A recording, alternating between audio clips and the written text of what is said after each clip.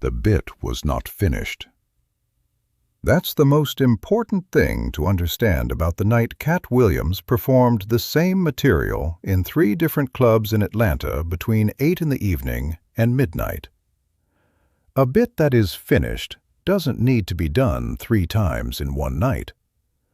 A bit that is finished has been done enough times that the variables have been resolved, the language is right, the timing is locked, the structure holds across different rooms and different crowds and different conditions. The comedian can perform it and know what it is. The bit that Katt Williams was working on this particular night was not there yet. It was close.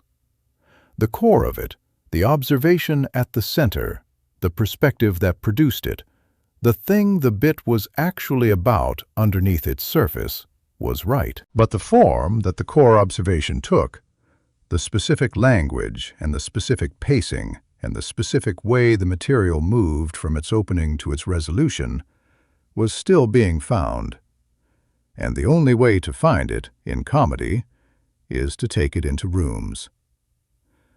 Atlanta, during this period, was one of the strongest comedy markets in the country, and one of the most important cities in the specific tradition that produced Katt Williams.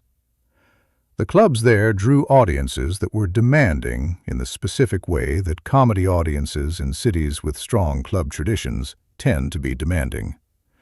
Not passively, not hostile, but genuinely evaluative. They had seen enough comedy to know what was good and what was not, and their responses, the particular quality of the laughter, the moments of silence that told a performer something hadn't landed, the collective lean forward that happened when something was working exactly right, were among the most reliable feedback mechanisms that the circuit offered. A single night in Atlanta, in 3 clubs, was more feedback than most performers received in a month, and Katt Williams, who understood what rooms could teach him in ways that no other environment could, was collecting that feedback systematically, performing the same bit, each time slightly differently, and watching what each room told him about which version was the version the material needed to be. The gap between the first room's response and the second room's response to the adjusted section was not large. In the recording of the night, if anyone had been recording it, the difference would have been measurable only in fractions of seconds. The fullness of the laugh, the speed at which it arrived, the degree to which it spread from the front of the room to the back. But a comedian who has been inside enough rooms to develop the particular sensitivity that the work requires doesn't need a recording to notice the difference. The difference is felt in the room, in real time, by the person in the middle of producing it. What the second room told him was that the adjustment he had made between the first and second performance had moved the bit closer to what it needed to be. Not all the way, he knew, in the particular way performers know things about their own work that they can't fully articulate in the moment. That the version he had just performed was better than the version that preceded it, but not yet the version that was right. But the direction was now clear. The adjustment that had produced a fuller laugh had come from a specific change, and that change pointed toward another change, and that chain of small discoveries was the process by which the bit would eventually become what it was supposed to be. By the time he reached the 3rd club, close to midnight, he had a version of the bit that incorporated what the first 2 rooms had taught him and pointed, in the adjustments he had made between the 2nd and 3rd performances, toward the version that the material had been reaching for all along. The 3rd room, a late crowd, looser, with the particular energy that midnight shows and comedy clubs have in cities where the club culture runs deep, gave him the clearest feedback of the 3. The 3rd version landed, not differently in degree from the 2nd, not simply with a fuller laugh or a faster response, but differently in kind. The room's response had the particular quality of an audience that recognized something true. Not that something was funny, though it was, but that something was right.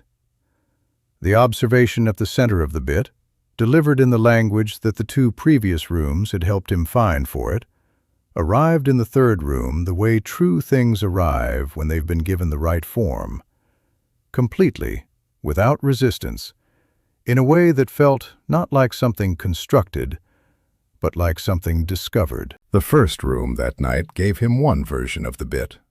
Not a bad version. The bit worked, in the sense that the audience responded. The laughs came at roughly the points where he had anticipated them.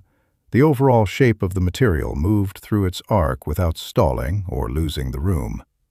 But working in the sense of functional is different from working in the sense of right.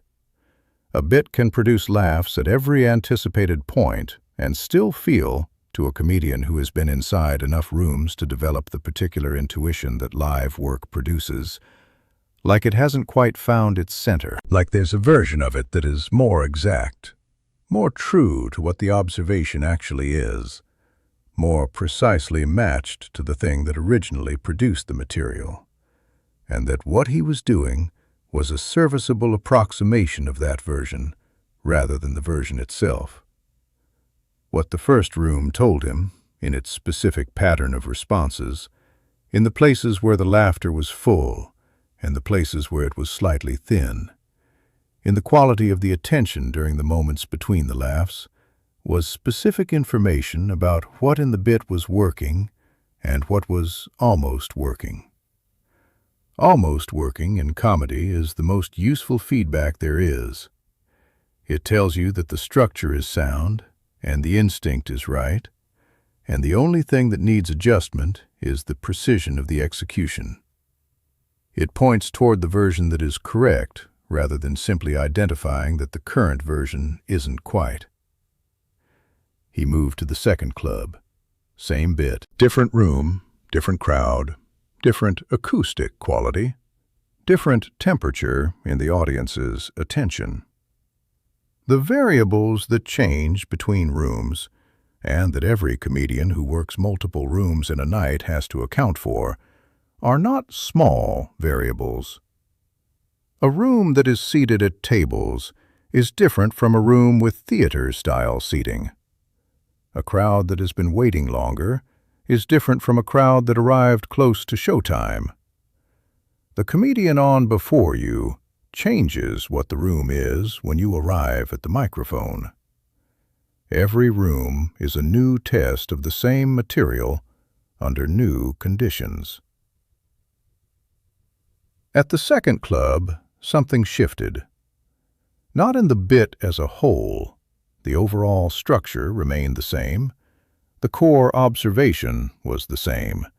The arc moved the same way it had moved at the first club. But in one section of the bit, a small adjustment he had made between the first performance and the second, a different word, a different pause, a different way of setting up the moment that the bit had been building toward, produced a response from the second room that was qualitatively different from what the first room had given him at the corresponding point. Fuller, more complete.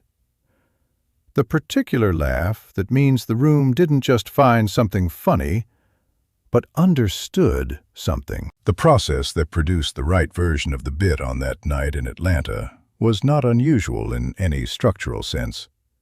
It was the process that all stand-up comedy at the highest level goes through, the specific kind of repetition and adjustment that takes a correct instinct and turns it into correct execution.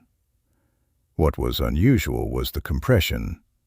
3 rooms in one night, 3 complete performances of the same material under 3 different sets of conditions, 3 rounds of direct feedback that allowed the refinement to happen faster than it would have happened if the 3 rooms had been spread across 3 separate nights. The compression revealed something about the process that the more ordinary spacing might have obscured, that the refinement was happening within the comedian rather than through the rooms.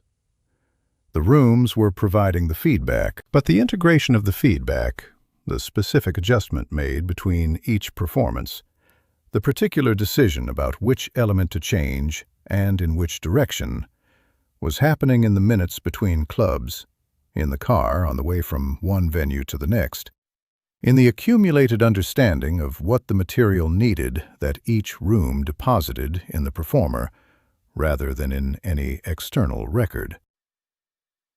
By midnight, Katt Williams had a version of the bit that was closer to right than it had been at 8 in the evening. Not finished, the process rarely produces finished in a single night, and this night was no different. But closer. The direction was clearer. The core observation was more precisely expressed.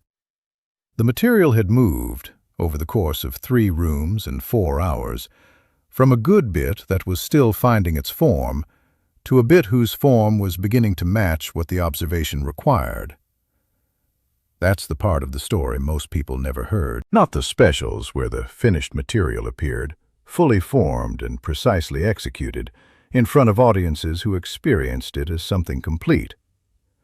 The night before those nights, or the hundreds of nights like it, when the material was in the room and the room was telling the comedian what it needed, and the comedian was listening. 3 clubs, 1 night, and by midnight the material knew something it hadn't known at 8.